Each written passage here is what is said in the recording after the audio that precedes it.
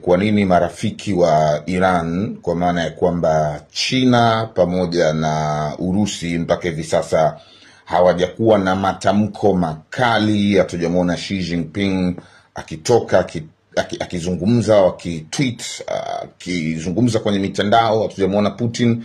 Tupige sasa story tujue ni kwa nini na kwa nini tumefika mpaka hapa. Sasa tuanze kwa upande wa Urusi. Kwanza ni haiba cha kwanza ya Vladimir Putin.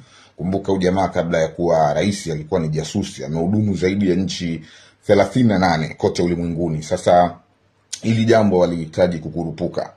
Urusi ingekuwa na rais kama Trump ambaye kiasilia sio mwanasiasa, ni mfanyabiashara, angeweza kutoka na kukurupuka, lakini yeye anahitaji kwanza kushauriana na viongozi wengine, watu wa baraza la usalama kule Urusi kabla ya yeye hajatoa statement. Hicho ni cha kwanza.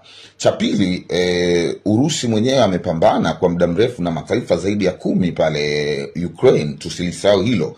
Kwa hiyo naye pia nguvu yake ya kijeshi sio kwamba ipo vile vile kabla ya vita kati ya Ukraine. Hapana, ametumia nguvu kubwa, hilo lazima tuliseme wazi. Ametumia uchumi mkubwa kuendelea kuendesha ile vita, na kumbuka apigani na Ukraine peke yake, anapigana pale na zaidi ya mataifa 10 yakina Ufaransa, Belgiji, Uingereza, hawa Canada, Marekani mwenyewe na kadhalika, si ndio? Kwa hiyo unapigana huku dhidi ya Ukraine na mataifa 10 yanapigana na NATO, kwa sababu hata wakati ule kabla hajaikomboa mkoa wa Kursk walivyochukua, wale walikuwa ni NATO wanavaa jezi za Ukraine, kwa maana sare za jeshi, wanaingia front. Iko hivyo. Sasa unapambana tena huko dhidi ya NATO, alafu tena uende tena kutangaza operation nyingine ya kumuunga mkono Iran? Hapana.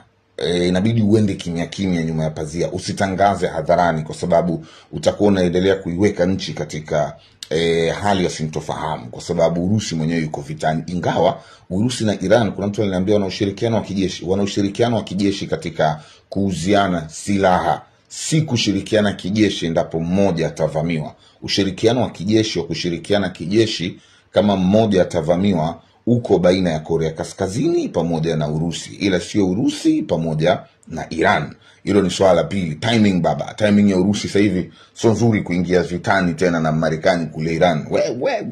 Hatari hiyo. Hiyo ni kitu cha pili ambacho nakitazama. Kwa hiyo hata kama Urusi atamsaidia Iran, atamsaidia kupitia nyuma ya pazia, lakini sio kwenda front kutoa matamko makali dhidi ya Trump, hapana. Lakini pia kwa sasa hivi kumekuwa kuna mahusiano mazuri kati ya Trump pamoja na Putin. Wamekuwa wakipigana si mara kwa mara. Sisemi wanaaminiana, lakini at least kuliko kipindi cha Biden.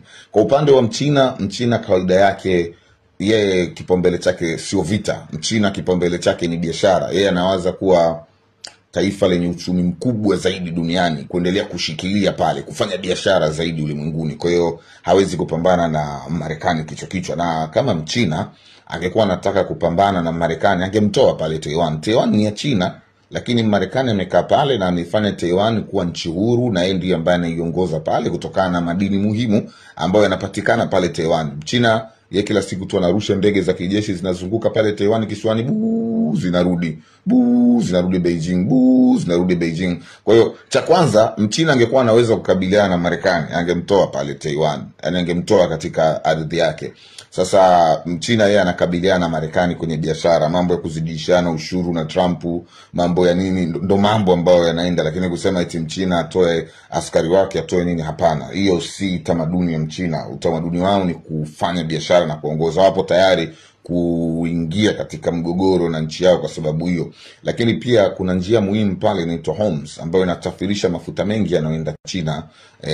Sasa pale pia Mchina lazima akae vizuri pale, acheze sana kidiplomasia, na si kawaida yake Mchina kupigana eti kwa ajili ya nchi nyingine. Na ndio maana nikakutolea mfano Taiwan tu pale imemshinda. Kwa hiyo timing kwa maana ya wakati unamwangusha Iran kwa marafiki zake kuingia front, ingawa tunategemea wataingia wote nyuma ya pazia. Lakini kwa mfano rafiki yake mkubwa Urusi, yeye mwenyewe yuko vitani baba, mpigana zaidi ya nchi 11 pale, unaingiaje tena Iran pale kumsaidia?